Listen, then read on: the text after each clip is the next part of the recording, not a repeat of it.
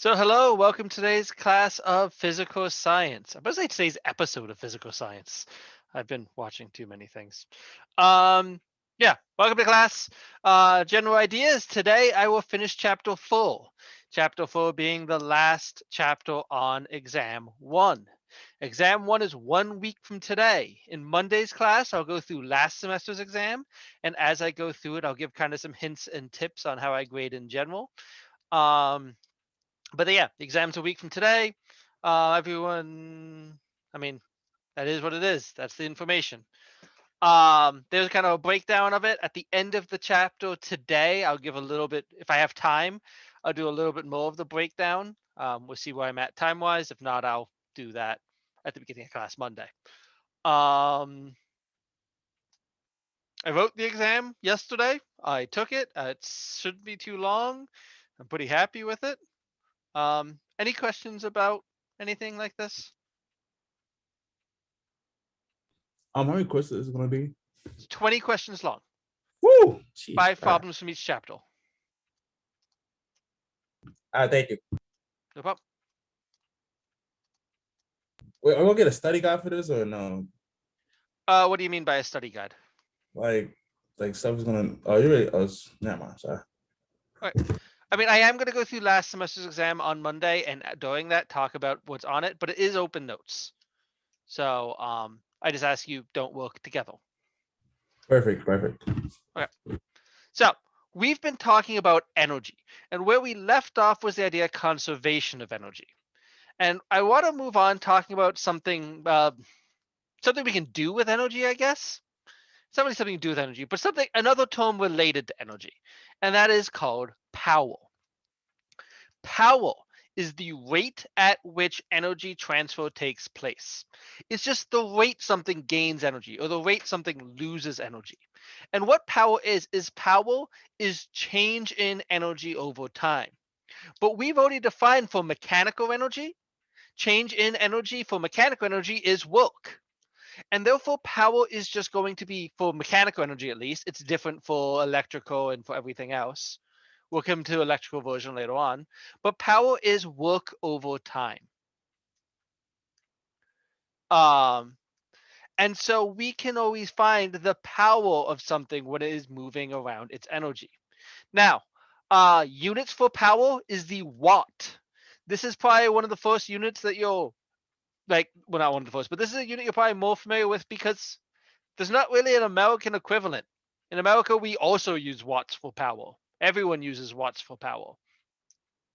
And yeah, power is work over time and has the unit of watt.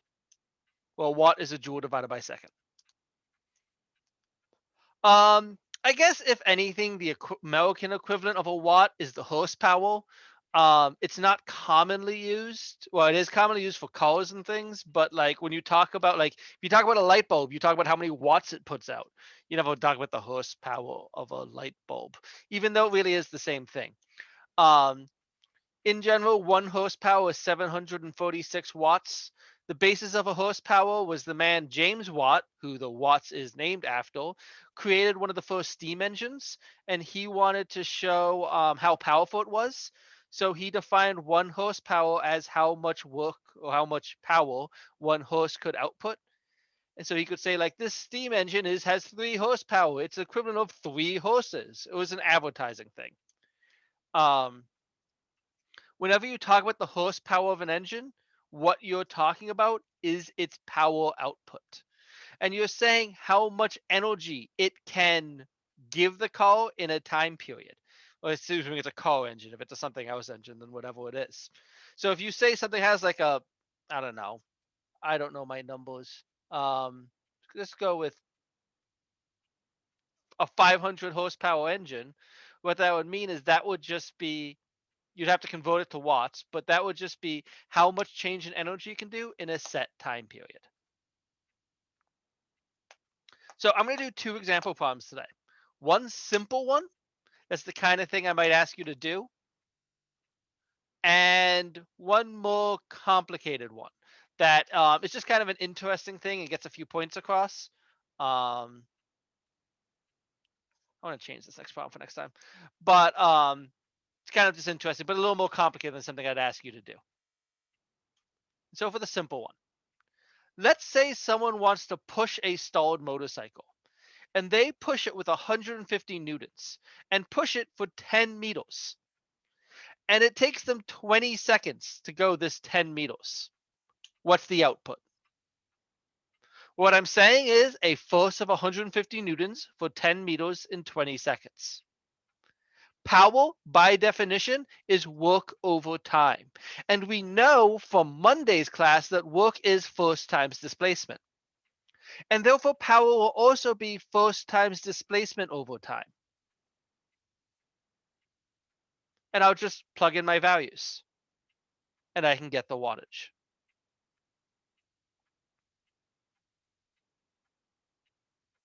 Any questions, though?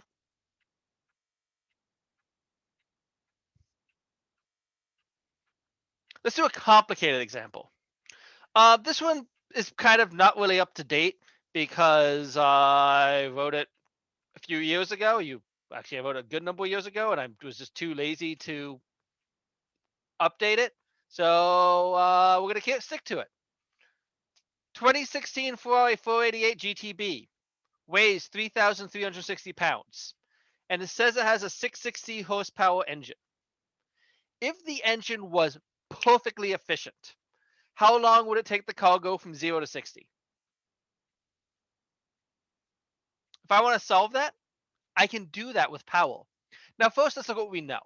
And we're going to have to do some unit conversions because I got pounds, I got horsepower, I got miles per hour.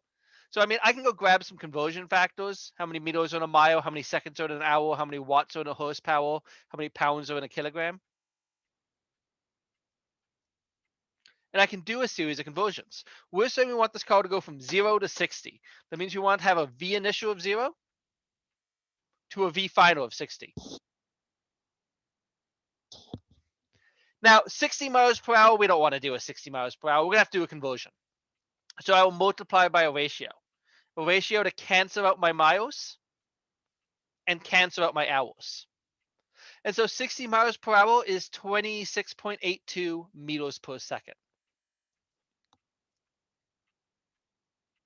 Now, I said this engine had a power of 660 horsepower, but once again, we got to work in watts. So I'll multiply by a ratio to cancel out horsepower and get watts. And a 660 horsepower engine is 492,360 watts. And I gave the weight in pounds. We never want to do with pounds. I'm going to convert that to a mass in kilograms. Well, I'll multiply by a ratio to cancel out pounds and get kilograms. And so 3,360 pounds is 1,527 kilograms. So that's all my notes. I'm going from 0 to 26.82 milliseconds using 492,360 watts to move something that's 1,527 kilograms. We good so far with just the conversions?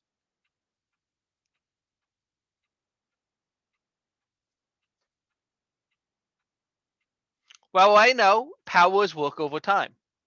Now I want to know how long would it take. So I'm going to be solving for this time. But if I match what we know, the only thing in that equation I know is P. I don't know W or T. And if I'm going to solve for T, I'm going to need that W. So let's think about W, work. Work is force times displacement, but I didn't give a force and I didn't give a displacement. But work is also change in kinetic energy. Final kinetic energy minus initial kinetic energy. Well, kinetic energy is 1/2 mv squared. Now, I said we're going from 0 to 26.82. That means my initial, what I'm starting at, is 0. So that's going to go away. And so the work, because I'm starting at 0, will just be 1/2 mv final squared. And that will be the work it does. And what I'll do is I'll take that work and I'll say that goes right here in this equation. That power is work over time. It kind of bothers me at written like this, having a fraction within a fraction. That is the same as this. I just wrote it differently because I don't have a fraction within a fraction. I can then multiply both sides by t. and divide both sides by P. And I'll see the time period will be mv squared over twice the power. That's how long this call can go from 0 to 26.82 meters per second. Well, plug in. Do the math. Get an answer. Now, that answer is mathematically correct. Physics is correct. Real life, not that fast. I looked it up. That call takes 3 seconds to go from 0 to 60 miles per hour. And the reason that's so off, well, there's a bunch of reasons. The first off, gas combustion engines, incredibly inefficient. You see, this is saying if all the energy is conserved. That's saying if all of the energy of the engine goes to moving the car. And ignoring some other things that I'll come back to in a second, what gas combustion engines do is they combust gas. They make little fires. That means some of the energy goes to heat. Some of the energy goes to changing the temperature. And not all goes to velocity. And so it's not doesn't go as fast as it should because not all of this power goes towards this work. Some goes to heating up the gas and burning it. Also, there's all the bells and whistles, the lights, the radio, the dash. Some of the power is going to go to powering all that shit too. But the main issue is that it's not perfectly efficient. That energy will be conserved. All of this power goes somewhere. Just most of it, only a third of it, goes towards moving the car. 2/3 of it go to everything else. Okay. Any questions though?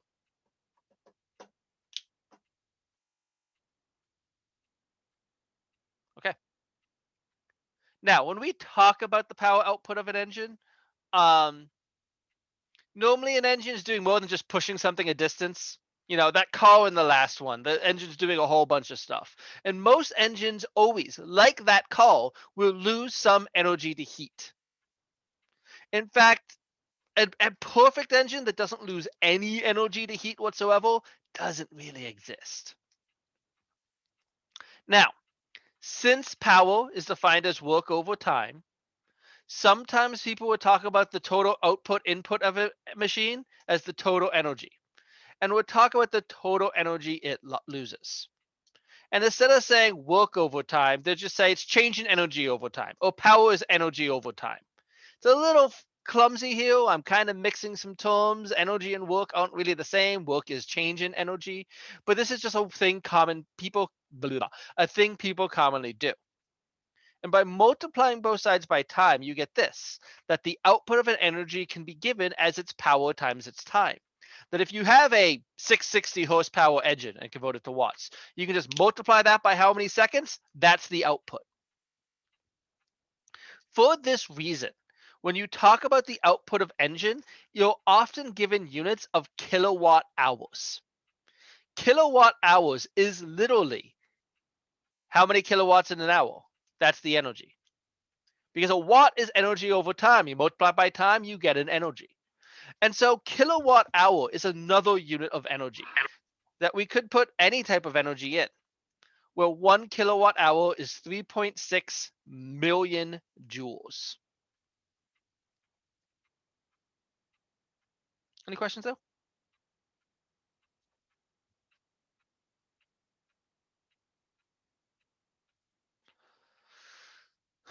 Okay.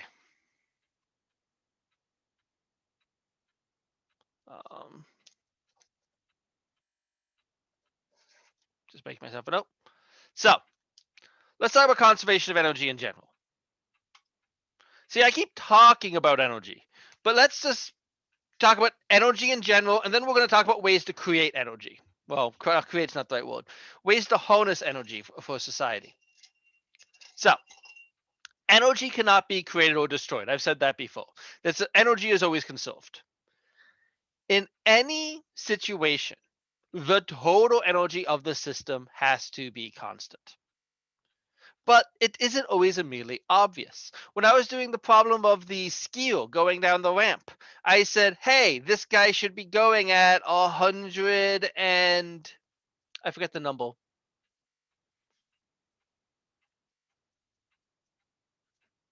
This guy should be going at 108 miles per hour. He's only going at 70.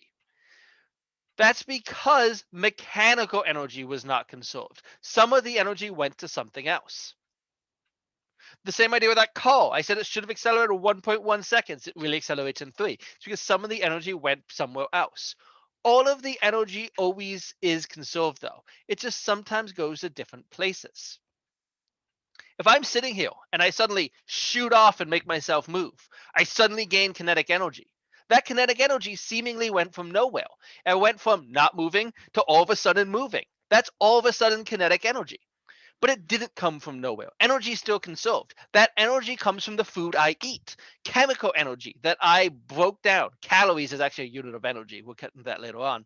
That I broke down as a type of potential energy to give me energy to move. I'm just doing this. Ow, I just elbowed the table. Doing stupid hand motions a lot today. And so we should talk about what other types of energies they are. See, we've only so far talked about mechanical energy, and I've referenced thermal energy. So I've talked about heat a tiny bit. We'll do it in a lot of detail next chapter after the exam. But let's just talk about all the types of energy there are. And here it is. Mechanical energy is the energy of movement. That's what we did so far. Anytime you have a change in mechanical energy, that is work. And mechanical energy is done by applying forces. You apply a force, you push a distance, work is force times distance, work is change in mechanical energy. I'm not really going to do any more detail there. We've talked about that for a class and a half at this point. A class and a third. The other types of energy. One is thermal. Thermal, which is next chapter, is the energy due to temperature. The kinetic energy is going to be related to how fast molecules are moving in something. And if you anytime you have a change in thermal energy, that is called heat.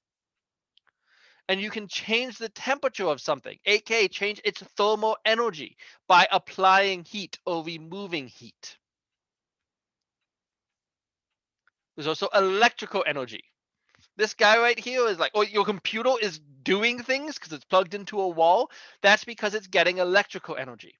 Electrical energy is the transfer of energy by electrical current. And it also has kinetic and potential, just like mechanical. Potential energy is related to voltage. It's not immediately exactly the same. There's some equations to link them, but they're similar and they're related. Voltage actually should be called electric potential, but there is also electric potential energy. There's a relationship, blah, blah, blah, blah.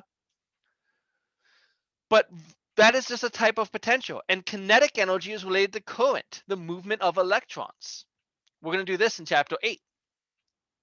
But it's just another type of energy.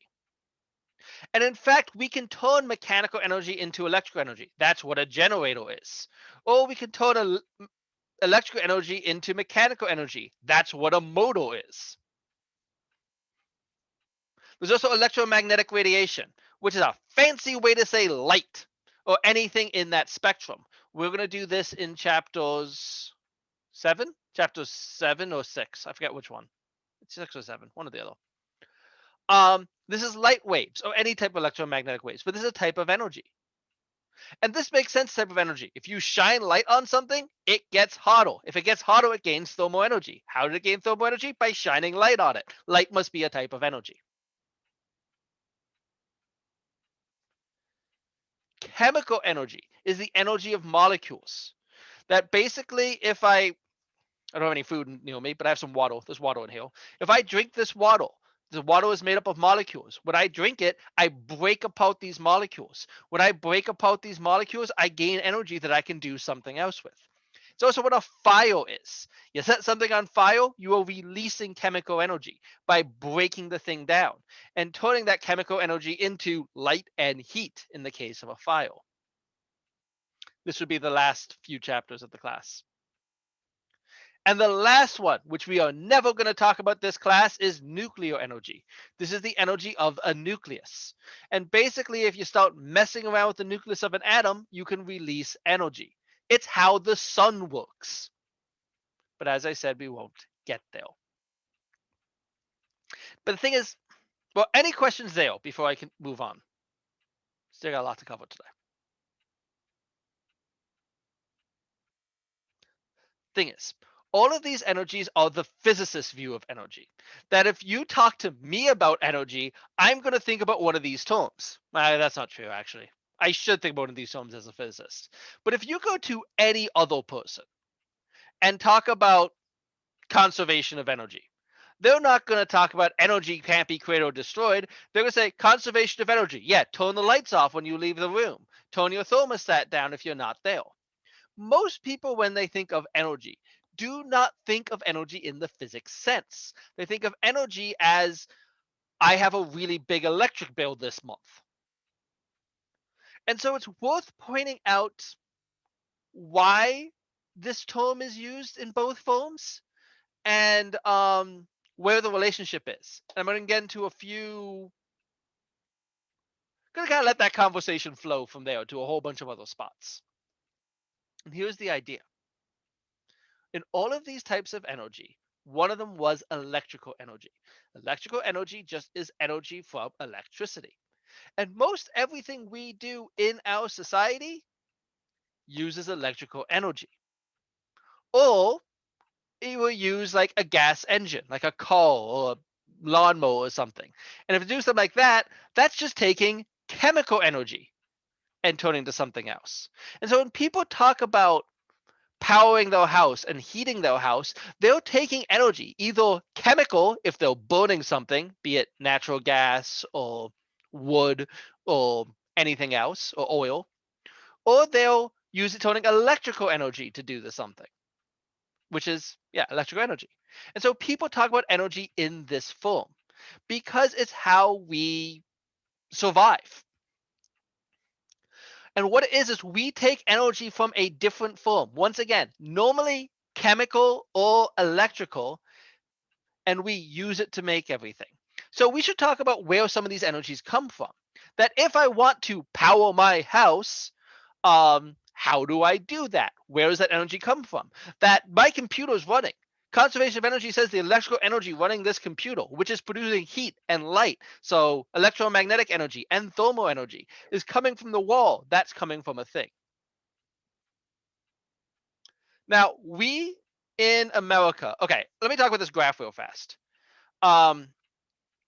This is from a government website. I'm blanking on what it's short for. It's EIA.gov. Um, energy. Oh, fuck, this is going to bother me.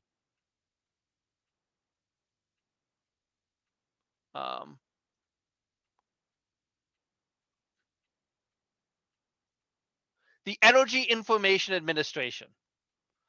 It's a government website that go and update all of the information about energy usage in America.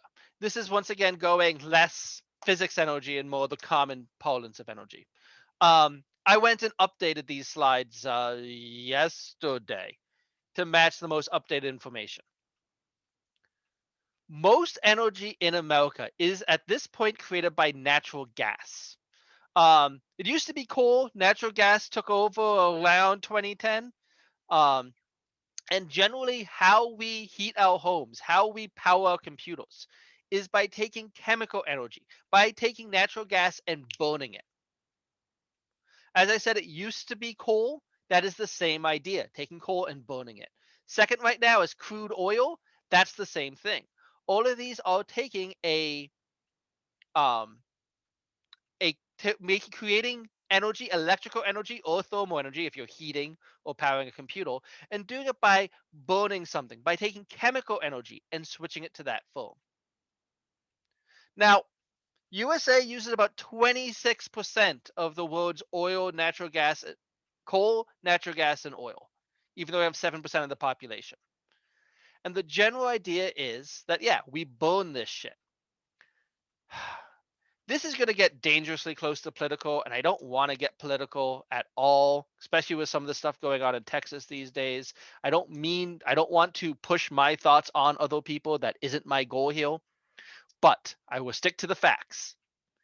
If you burn something, it goes away. That if you set something on fire and wait till it burns down, it's not there anymore. And so if you try to heat something using oil, natural gas, or coal, Once you're done heating, or even like a wood burning stove, once you're done heating, you need more of that thing. For this reason, Americans are trying to push, or the entire world is trying to push against you heating using chemical energies.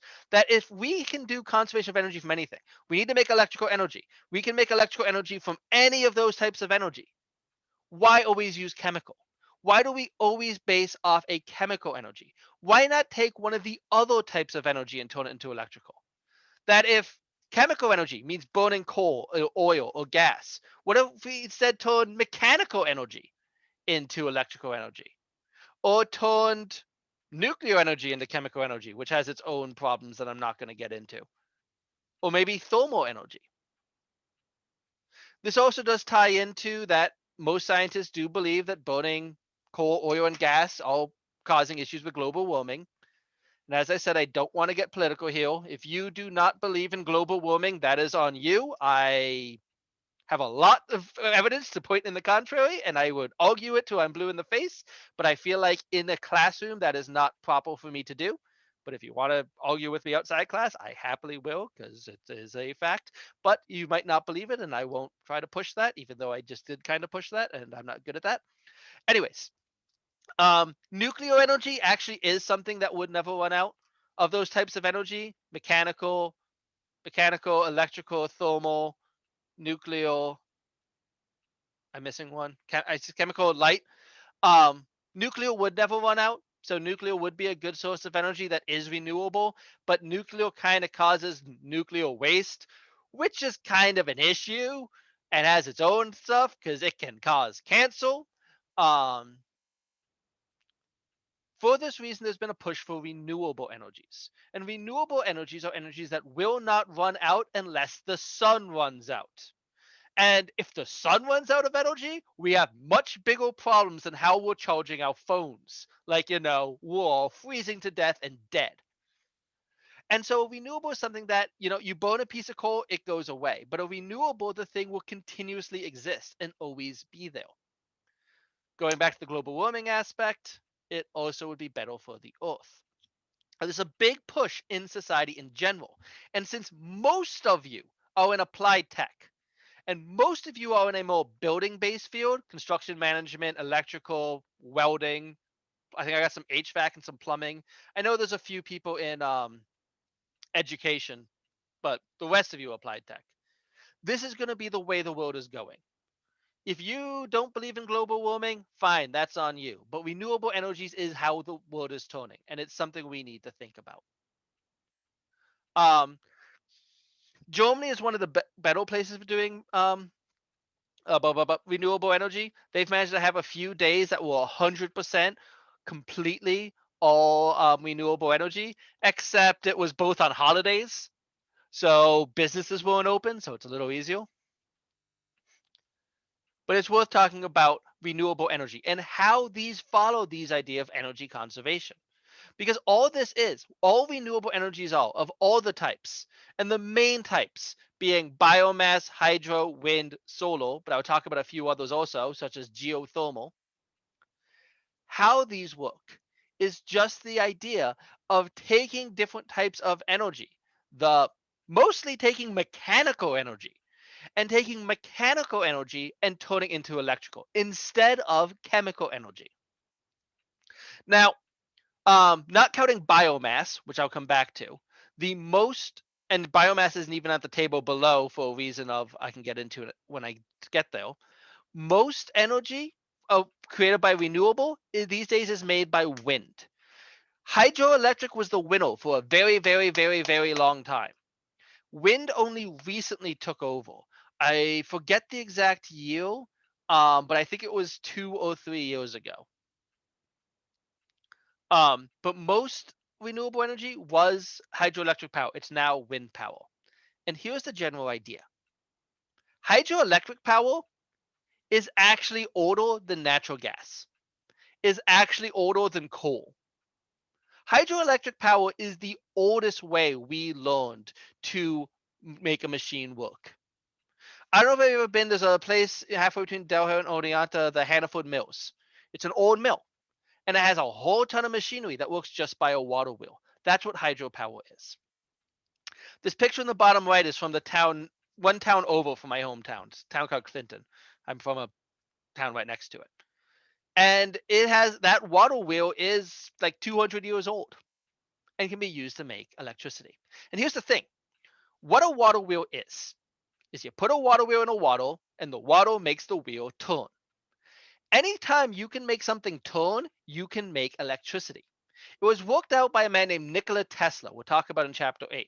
That if, did he work this out? He perfected by Nikola Tesla. It was worked out originally by someone before that, but he perfected the idea. That if you take a loop of wire and make it spin in a magnetic field, you create electricity. And so if you put a water wheel in a river or in a waterfall, what's going to happen is you got a wheel spinning, you can make a loop of wire spin. You got a loop of wire spinning, that's electricity. And the general idea is you burn coal, it goes away. You put a water wheel in a river, it will keep going as long as the water is there. That's why it's so renewable. As long as we have water, aka it doesn't stop raining, it'll keep going. There's over 2,000 hydroelectric dams in the US, and some of them are very old. Hoover Dam, that's what it is. It's a power station. Niagara Falls makes most of the power in this area. And Niagara Falls makes it by being a big hydroelectric dam. It is renewable. We've been doing it for a long time. It kind of has hit a limit, though. If you look at the graph, you can see that hydroelectric power has kind of rised and just kind of stayed mostly flat. The reason why is there's a limit of how many places you can put a hydroelectric dam. You need a river, and if you got a waterfall, it works better. There's only so many rivers and waterfalls we can use. And so we've put a lot of hydroelectric dams in America, starting in the late 60s, early 70s. And it hasn't really gone up since because we've kind of used up the spots. Most renewable energy in America right now is made in wind power. Wind power is just as old. It's the same idea. A water wheel is you like water go on something causing the wheel to spin. A windmill is you blow wind on it causing the thing to spin. And it's the same idea. If the windmill spins, you can make electricity. Now, people have been doing this for longer than they had electricity, using it to, like that's a Denmark windmill right there. That's just used to grind up grain. But a common electrical one produces energy and produces energy without running out of anything. It'll always keep going as long as there is any wind, and wind will never stop existing as long as the planet exists. And it's just taking mechanical energy and making it electrical energy. We have a pretty decent windmill on campus. I imagine some of you have been up on it because of depending on your major, that's what it is. The thing is, we could also try to get energy instead of mechanical, we can try to have as light. If you take something black, put it in the sun, it gets hot, right? That's light turning to thermal. And people said, why don't we take that and turn it into something else?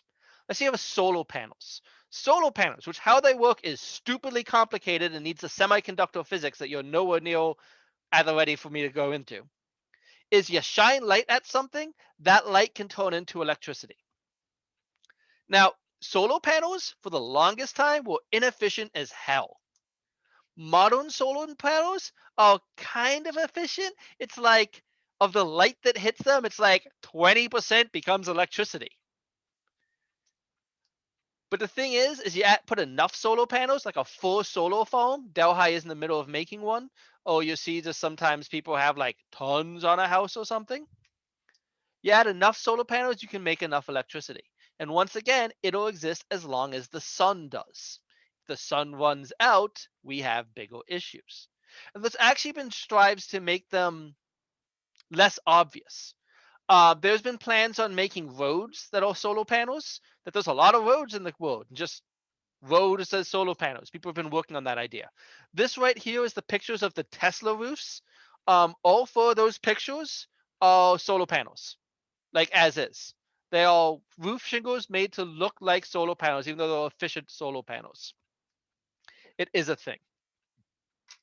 And for the most part, that's the pushes in America to try to make, instead of using chemical energy to get our electricity, to try to use mechanical or light using windmills, dams, and solar panels. The thing is, there's a bunch of other ways you can do it. Because as I said, the best way to make electricity, is you make something spin. And there's other ways to make something spin. Normally it's just different versions of the same. In fact, the next two I'm going to talk about is fun, new, creative ways, not really new, to use hydropower. What is geothermal? Some places, the crust of the earth is thinner than others. In such places, things like geysers exist.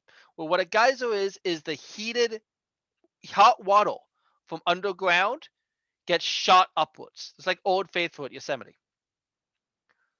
And what people found is, hey, this naturally happens. If we shove cold water underground, it'll heat up and go rising up. And what people do is they shove cold water in the ground, it gets hot, it comes bursting up, and they make that hot water go through a turbine, go through a big windmill. When it goes through the windmill, something spins, you get electricity. Now, it's still pretty inefficient.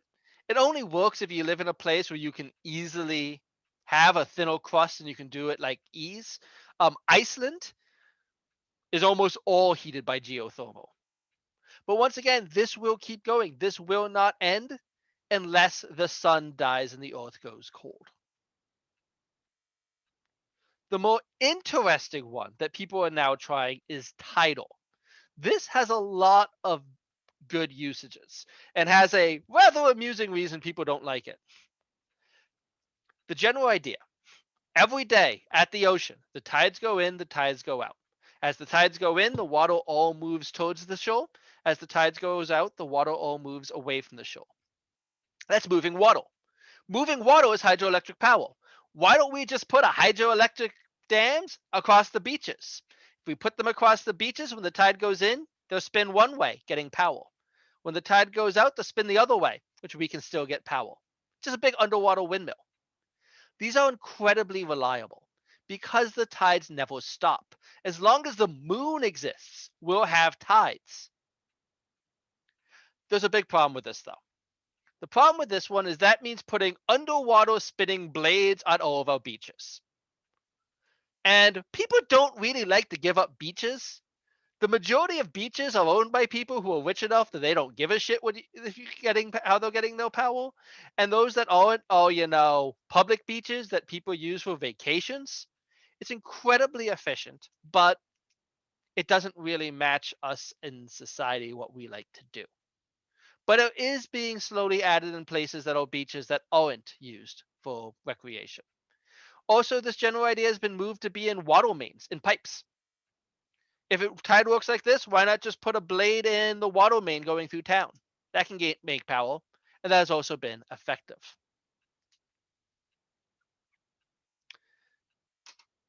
The last two types of renewable energies are both going back to the old plan of we need things that don't run out. We're running out of gas and oil. Burning stuff worked well, though. Why don't we try just burning things that we don't run out of? And that'll bring us to biofuel and biomass. Biofuel and biomass is the same idea as burning oil, of taking chemical energy and turning it into mechanical energy. Biofuel is we go and make a substance special just for this burning. Commonly, we use corn, or turning corn into fuel is called ethanol. Recently, people are using algae. It's cheaper and easier to do.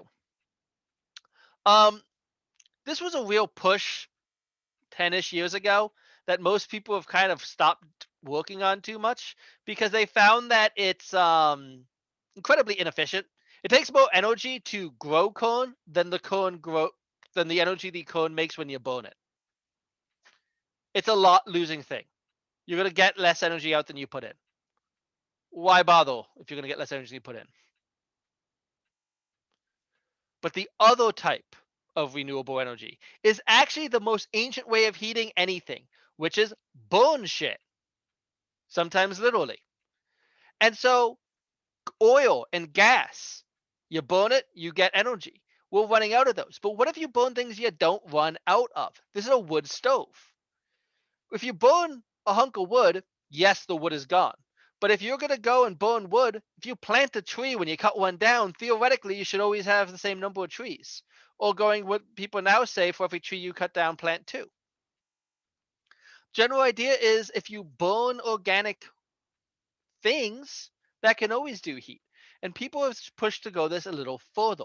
Said, don't burn wood because trees take a long time to grow. It's a pain.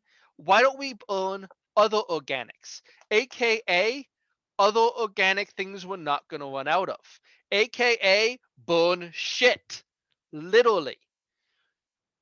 Us and animals aren't going to stop pooping. Burn it. It smells bad, but it has a lot of energy. And that's one of the big pushes. As I said here, burning wood is we burn wood faster than we plant trees, so wood isn't really renewable.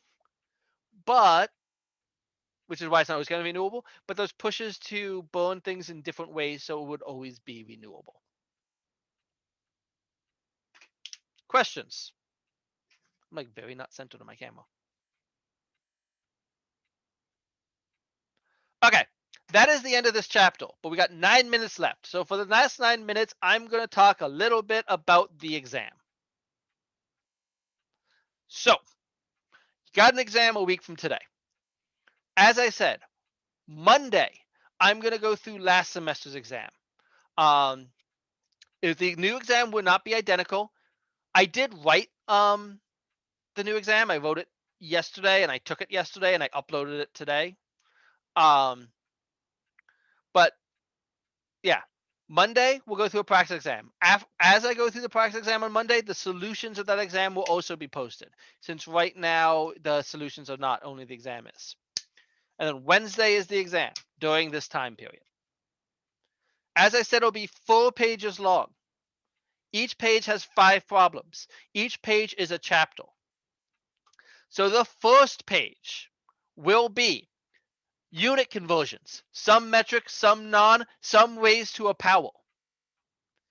You should also know what is physical science, how to deal with scientific notation, what's the scientific method, laws and theories, fundamental units, the kind of things I asked on homework. The second page / chapter will all be from chapter 2. So no, average velocity is displacement over time. Average speed is distance over time. They aren't the same. Average acceleration is change in velocity over change in time. I didn't write it out like that when I wrote it differently here. Free fall. Know your equations for free fall.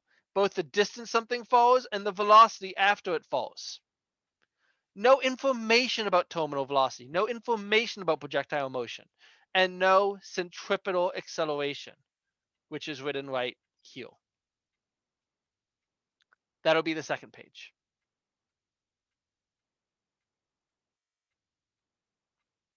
The third pages was about forces and their friends. Know the net force, where the net force would be force to the right minus force to the left. Know Newton's second law, F equals ma. Know the idea, know the ideas of buoyancy.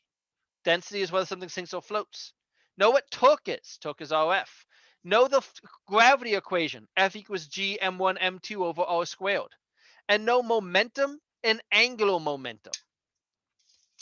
You have homework on this tonight. Take a look at the homework. It'll help you. And the last chapter will be this shit. No work, where work is force times displacement. Kinetic energy is 1/2 mv squared. Also, work is change in kinetic energy. No potential energy, conservation of energy, power, the different types of energy I covered today, and the power sources, renewable energies I talked about today. Of note, the homework for chapter 4 is actually due after the exam, because they're due the same day. The exam's at noon, the homework is due 11 p.m. that night. I highly recommend finish the homework due tonight as soon as you can, and start the homework for chapter 4 sooner than later. The homework will help you be ready for the exam. Do not save it till after the exam. You're going to just make things harder on yourself. Start the chapter 4 homework. I mean, you're good to start it now. I've covered everything. Try to get it done by Tuesday at its latest, even though it is due Wednesday at 11 p.m.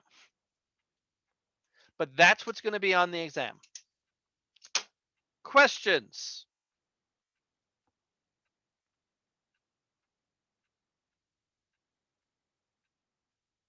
Okay. Have a good day. I'm going to stop there and we'll pick up Monday with review.